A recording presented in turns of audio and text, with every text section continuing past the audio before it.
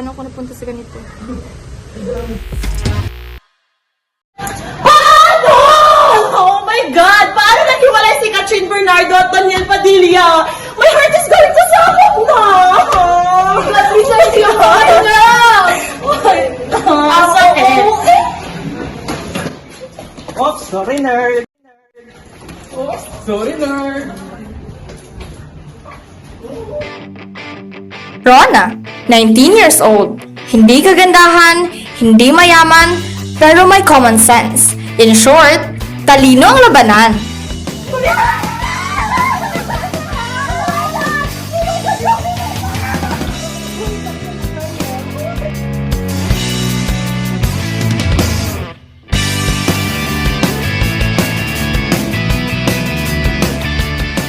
Jean, mayaman, maganda, sexy at crush ng lahat ng boys. Sumobra sa confidence, sabit sa brain cells.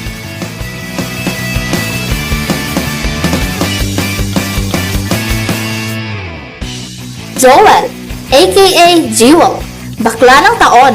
Taob si Chris Aquino sa kawehan. In fairness, may utak. Macho rin, pero macho rin yung gusto.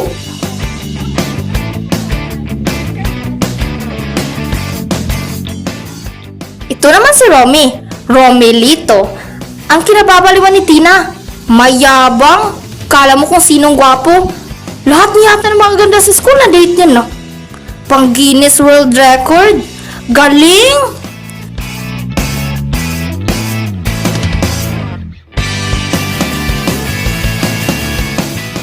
Si Mr. Carl, in fairness, cute siya. Ang tahimik sa grupo. Hindi mo alam kung anong iniisip. Sabi nila, mabait raw. Pero hindi ako naniniwala. Sabi nga sa kasabihan, tell me who your friends are and I'll tell you who you are. Nasa loob ang kulo nito, sinasabi ko sa inyo. Napakabititin sa kanila!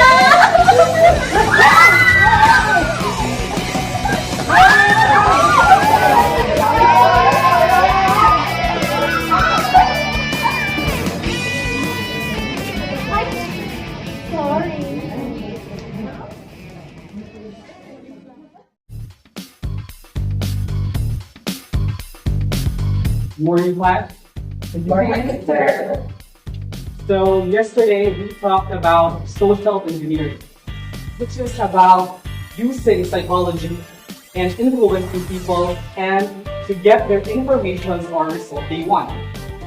Now, I want to test how you think. Ms. Ronaldin, can you share your understanding of social engineering? Sir, this one you can build someone to do something, usually without them realizing that they're being influenced. Exactly. It's subtle and strategic. Human behavior ang issue. Now, I want you to have these papers. Kindly distribute. So each one of you will have a case scenario. So I want you to use their strategy. Like, how will you approach the person? Ano ang first line mo?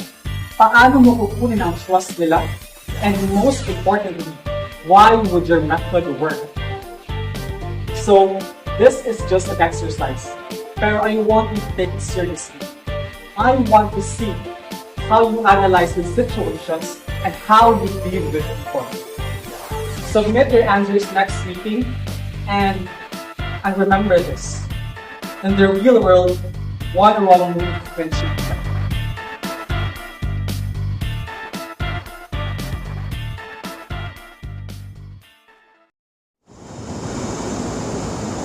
Good morning, everyone. Welcome to our General Assembly. And now, let us welcome our Student Council President, Miss Jean Arnado.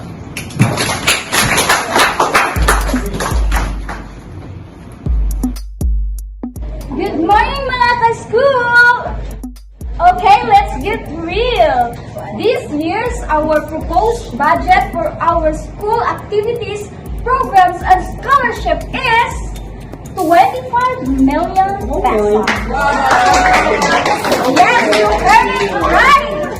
25 million pesos. Dito niyo makikita kung saan napupunta ang bawat peso.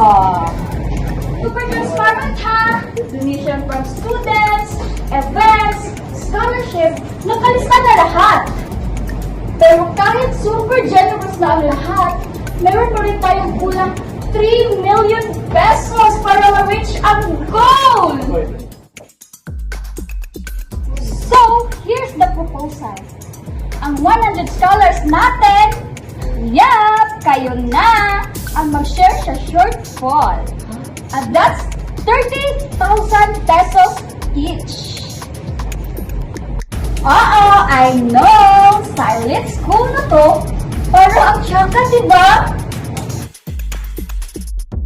Pero think about it. This is where true generosity and style collide. We're not just scholars. We are legends who make things happen. Mga scholars, this is your chance to show that privilege doesn't mean comfort. It means responsibility. With care, obviously. So, are we stepping up? Of course we are! Because if it's going to be done, it's going to be done in style.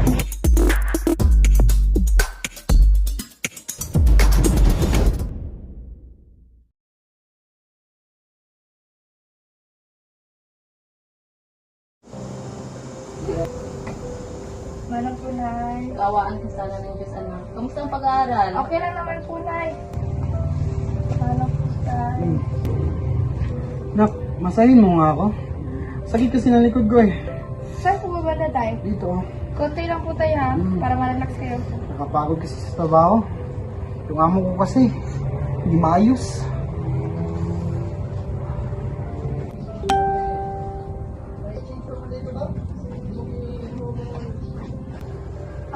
Tay, may pupuntahan lang po ako sa bahay nila Tina. May group study. Sige. Enjoy ka sa group study. Ingat ka po eh. Sige, Tay. Bis lang po ako. Sige, sige.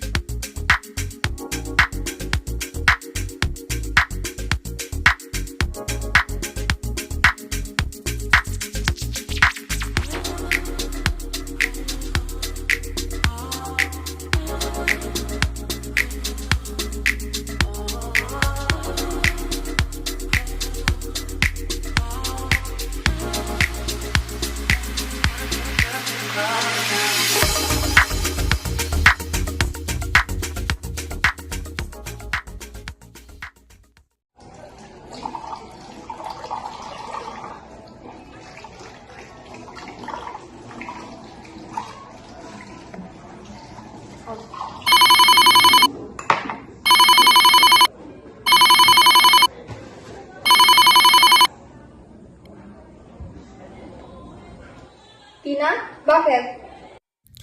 Rana, huwag kang mapipigla, please. Tina, ano ba? Ano ba? Ayusin mo ah! Pumunta si Tito Manuel sa bahay, nahanap ka. Tapos nalaman niya nagtatrabaho ka sa bar. Pupuntahan ka sana niya, kaso... Nasagasaan si Tito, Rana.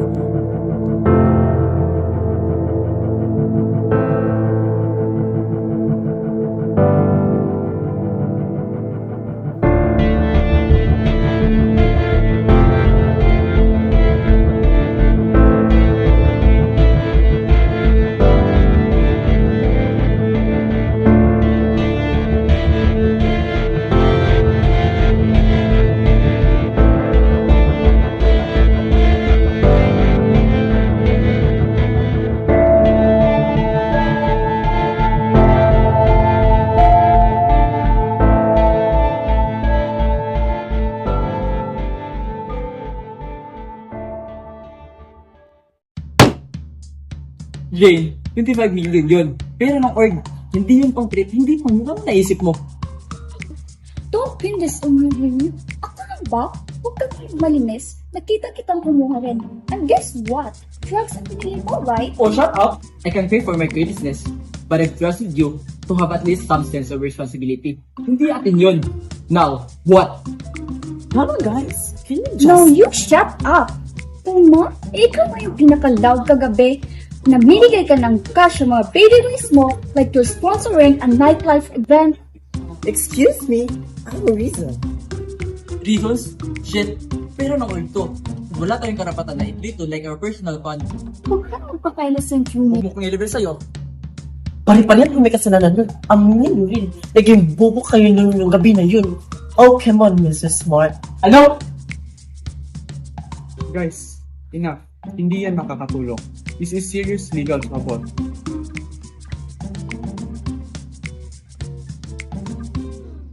So what now? Anong gagawin natin? Hindi natin kaya kitain ng income.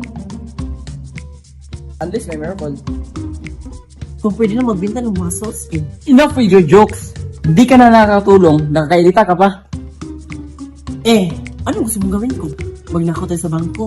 Pag-umpugin ng mga guards doon.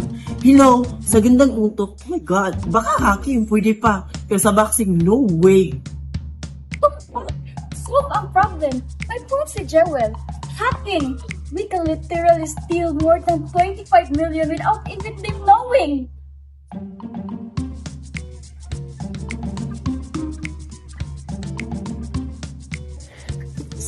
Students tayo, we know how this system works. We were literally paid for this.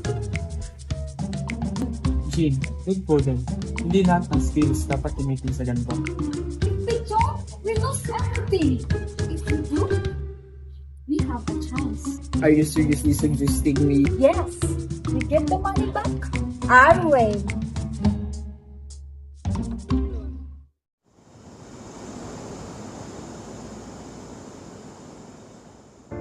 Kailangan ko siyang kailangan.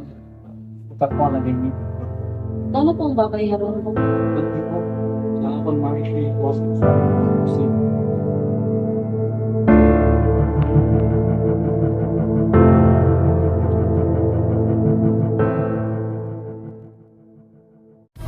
Alright class, I'm returning your assignments. So, most of you did well, but there's one paper na talagang stand out. So, I'm get this.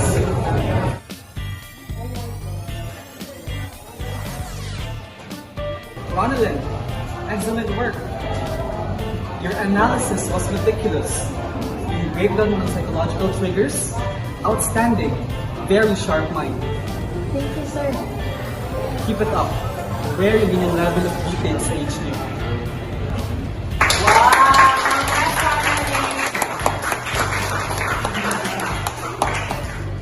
Matalino talaga yung nerd na yan, no? Well, she got something na wala ka.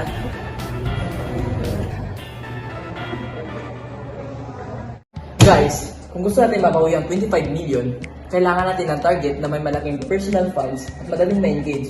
Someone who trusts anything that looks official. Someone na hindi nagbabalidate ng sources. Yung basta may logo, may formal tone, automatic click. Idea ng someone hierarchy yung hindi naman tech-savvy. Someone vulnerable. In short, medyo tanga.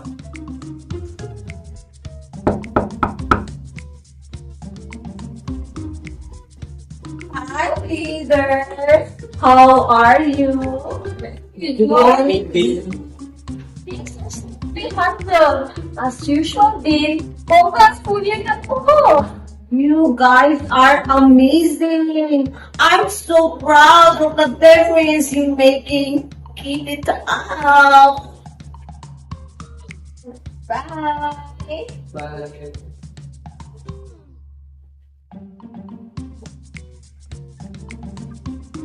Guys, she's the target. What do you mean? Her personal account? Yes, and the best part, she has anything that looks legit. True. Every official when she opens, get obvious about the scam. So we craft something clean. Something she can't resist. Alright. Para wala tayo sa blind, execute the 3-step sequence exactly as planned. Walang skip, walang reorder. Phase 1. Phishing. Gagawa tayo ng email that may her bank security advisory. Hindi lang similar, as in, pixel accurate, same tone, same structure, same digital footprint. We use IMAS subdomain, SSL mimicry, and the correct visual hierarchy. And yes, kapag nalagin siya through that link, makukuha natin ang credential. And yes, hindi pa yun enough. Because modern banks always requires an additional layer. Exactly, kaya crucial ang next phase. So, phase 2, phishing. This is where the operation becomes psychological. We call her pretending to be the bank's security response team. Professional, calm, pero may controlled urgency. Fear lowers defenses. Kapag iniwala siyang compromise yung account niya, she will follow instructions instantly. Pero ito ang problema. Phishing demands flawless delivery, natural transitions, perfect pacing, and steady confidence. None of us can put that off a required level. She deals with people every day. Marunong siya mag-detect ng hesitation. One, a natural pause. Tapos agad ang operation. Phase 3. Quick pro call. Once she's anxious, we offer assistance, something that feels helpful in officials, like a priority verification process or account restoration support. Kapag naniwala siyang kailangan niya tayo, she will give the remaining info. Security questions, recovery keywords, that's the final piece to access her personal account na walang resistance. And once the 3 stages connect seamlessly, we get full and silent access. No alarms and no institutional oversight. Clean and control.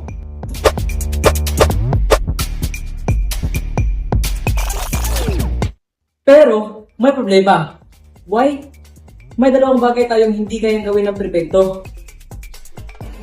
Una, yung bank portal replica. Kailangan precise. One misaligned pixel and she'll notice.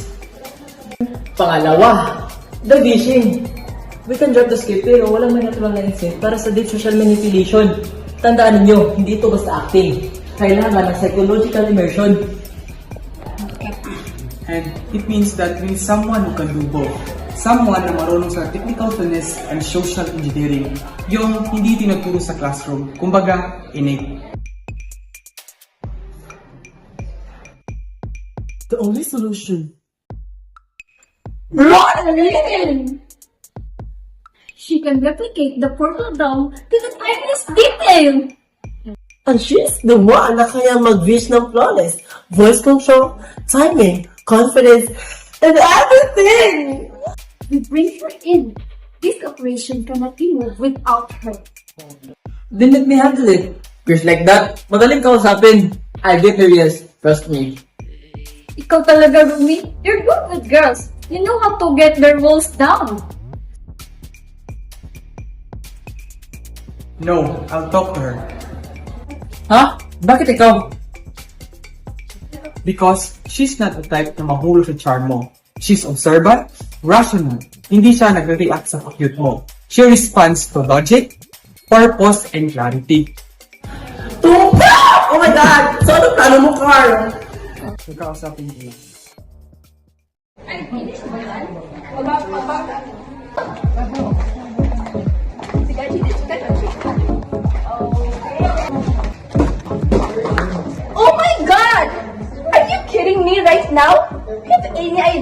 how much that costs?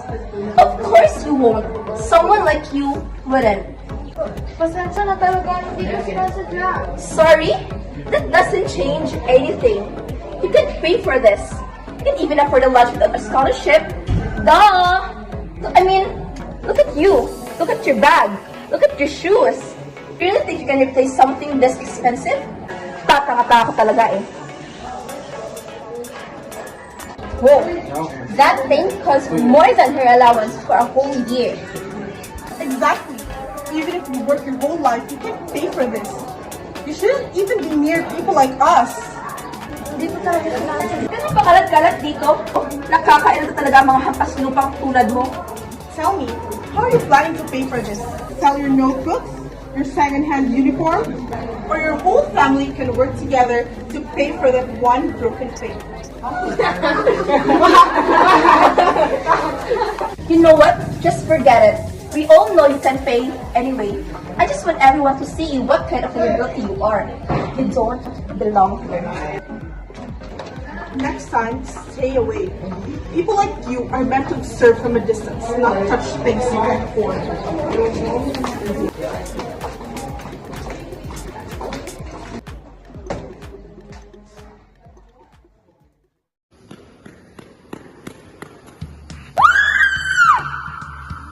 Grabe talaga buhay nananadya. Lahat, sabay-sabay. Sa dami mo naman ang tao sa puso, bakit sa akin pa? Bakit sa akin pa pinasaglan ang problema? Maybe life just needs someone who can handle it. Sounds like it's you.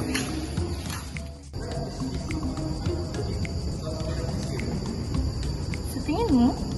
They say smooth scope makes real sailors.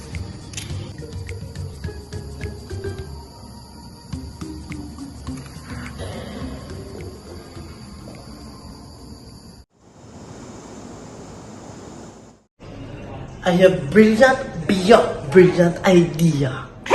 Huwag tayo maglukuhan. Hindi talaga magiging ang Rona na yon. At bakit? Una, sa paningin niya lahat tayo walking bully stickers. Kahit luminit tayo sa kanya parang Ang plastic? daw ang dating. Step 1. Change her perspective. Bait-baitan mode, soft smiles, pa-charming, pa-cute. Yung tipong parang fairy godmothers ni Cinderella.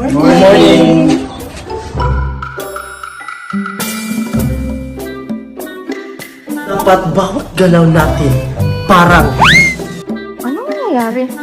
Bakit parang mabait ang mga tao dito? Step 2. Soft drama. Tingnan mo sila doon! Nandun! Halika, halika! Yung tipong maapil sa puso. Rona, we need your help. Very famous, award-winning. Step 3. Pressure. Kung hindi madala sa santong dasalan, hindi dahil sa santong paspasan. Bumaba ka nga dyan! No! Malas na nga tayo? Makatatalon si Rona. Walang mayaman na tatalon para sa mahirap na katulad ko.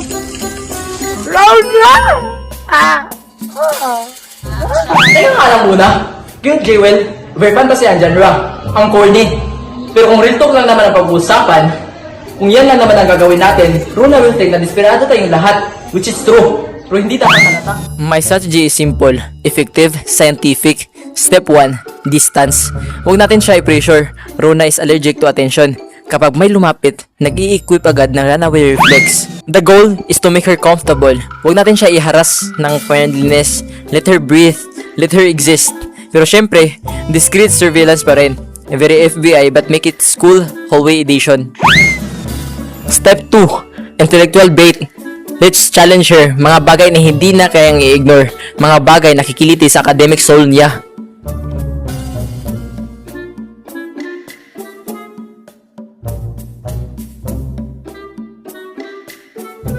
Huwag tayong pa-blurry intentions. Sabihin natin sa kanya.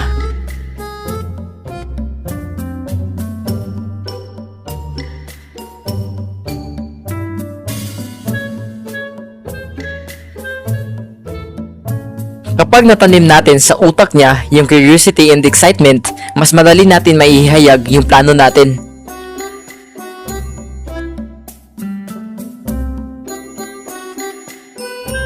Excuse me guys, both of you. I love the energy pero mali lahat. Yung isa sobrang OA, yung isa sobrang nakaka-ninja ang weird. Where's the chaos? Where's the sparks? My master plan is the most effective because hindi siya mukhang plan.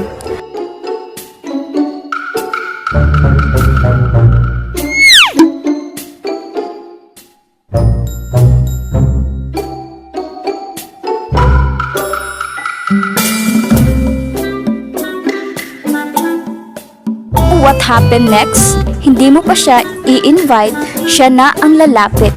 Ako na ba pinaglolo ko nyo? Trip nyo lang to no?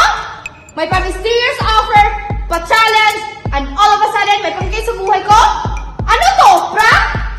Oo, kailangan ko ng pera. Pero please naman, huwag niyo magdami sa kalokohan nyo. I don't want anything to do with this. I don't want anything to do with any of you. Siguro naman klaro na yun. Tigilan niyo ako. Okay, malinaw.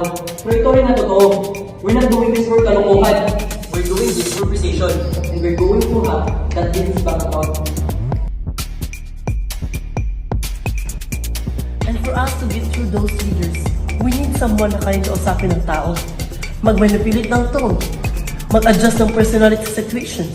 Someone who can make the dean trust them long enough to give what we need. Yes, ikaw kailangan namin. Hindi dahil madali kang utuhin. Kung madali kang utuhin, hindi ka namin kailangan. We need someone who can sound harmless but sharp. Someone who can extract information without looking suspicious. Someone who knows how people think. We can hack the system, but you're the only one who can hack that person. And yes, you get a lot of the money. A big one. Enough to fix what's falling apart in your life. So don't call this a joke. Wala kami oras mag-trip. May plano kami, may target kami, and we need you to finish the job. Ano? Seryoso talaga kayo dito? This is insane! Hindi to basta-basta! Pag nahuli tayo dito, sa kulungan na bagsak natin! Hindi to basta ating class! Hindi to pwede trouble! Felony na to!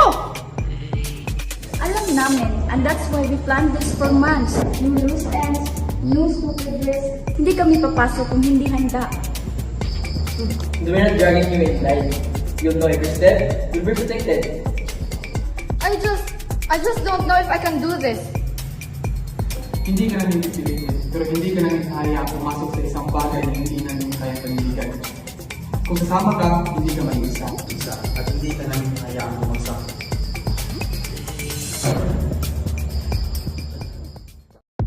Every operation starts with bait. Here, it's fishing, ang unang hakbang para makuha ang atensyon ng target. Fishing isn't just a click. It's planting doubt, curiosity, fear, and watching the target bite. Phase 1. Partial success. Keep it studying.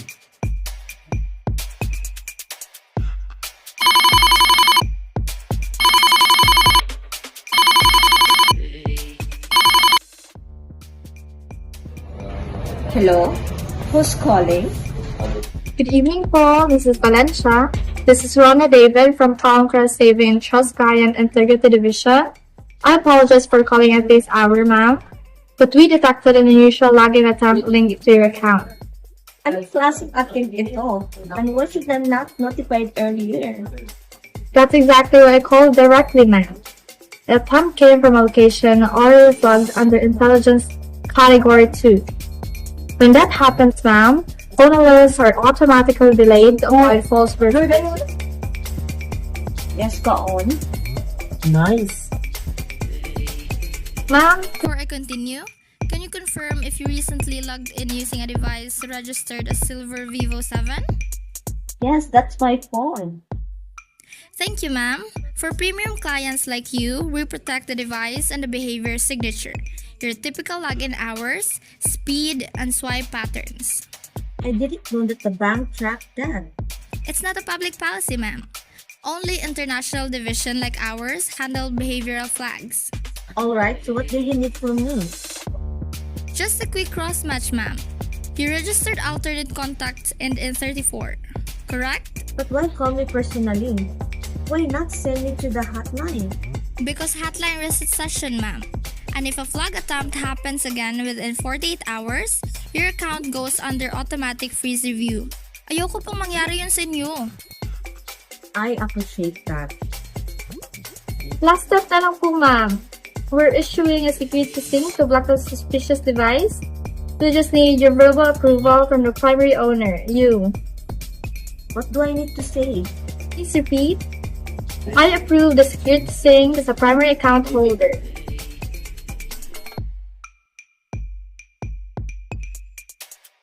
I approve the security sync as the primary account.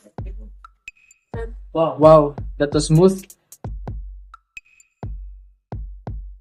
Thank you for your time within Valencia. Your account is now secured. Have a good night, ma'am. Yes!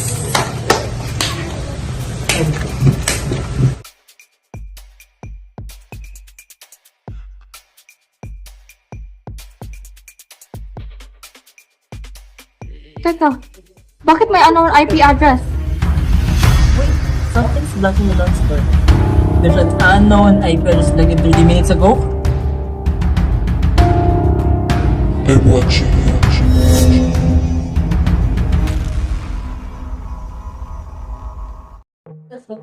Bullshit! Ang pira ko! Mahimik ka! Di ka talaga nakakatulong, Jane. Di ba ikaw nakasign sa security? Paano ka nasalisihan? Excuse me, wala akong kasalanan. I've done my part. Kumalma nga kayo, hindi nakakatulong ang pag-aaway. Well, in the first place, muna tayo nandito kung hindi tayo sa katangahan mo ng gabing yun. Hoy, tigilan mo nga ako. Parang ako lang. Baka nakalimutan mo, malaki rin ang nawaldas mo. Eh, ikaw! Yung natitirang pera natin, inariglo pa sa pulis dahil nakasagasa ka. You gain more of this than any of us do. Ayusin mo trabaho mo. Please, tumigil ka na. Buti nga hindi namatay yung Manuel na yun. Kung hindi, makukulong tong babaeng to. Manuel? Nakasagasa ka, Jean? Oh, please, Rona. Ngayon talaga natin ito pag-uusapan. Ang tagal na nun, months ago na. Saan? Oh, please, ano ba? Manuel de la Cruz. Nasagasaan noong November 7, 9:30 p.m. sa may Santa Rosa. Tama? Dinala sa ospital, may malubhang injury at kailangan ng pirahan, pero yung driver na nakasagasa, inareglo ang pulis kaya hindi mahagilap. Tama? Tama? What? You mean... Ate mo si Mama Manuel? Ang galing. Kayo rin pala ang dahilan kung bakit ako nandito. Ang sasama ng mga ugali nyo. Sa inyo na yung pera nyo!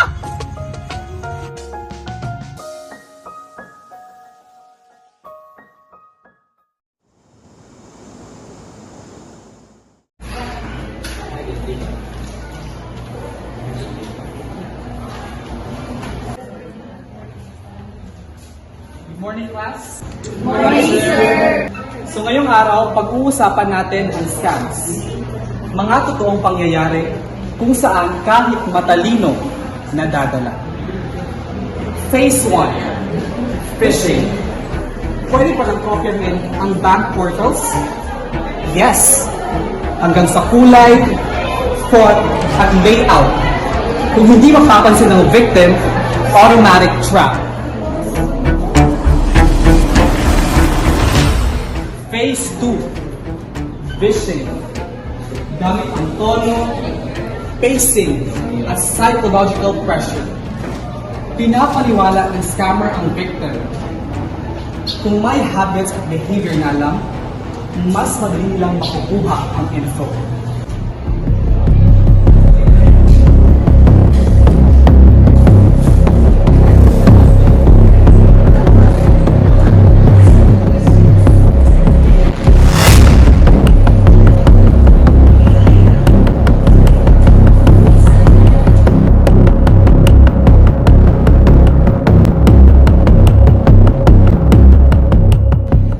Phase 3, quid pro quo.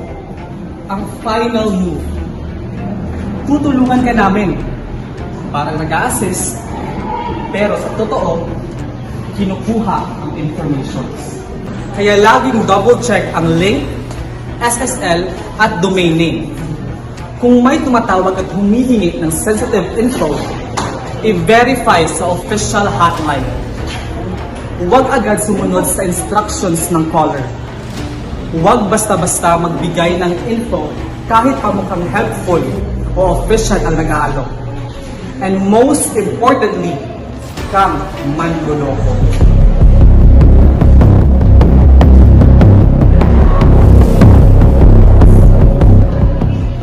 Tandaan, kahit gaano makagaling, laging may mas magaling.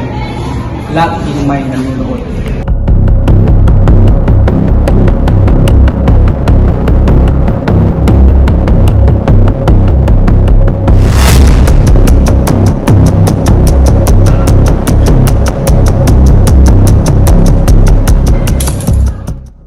I'm watching you.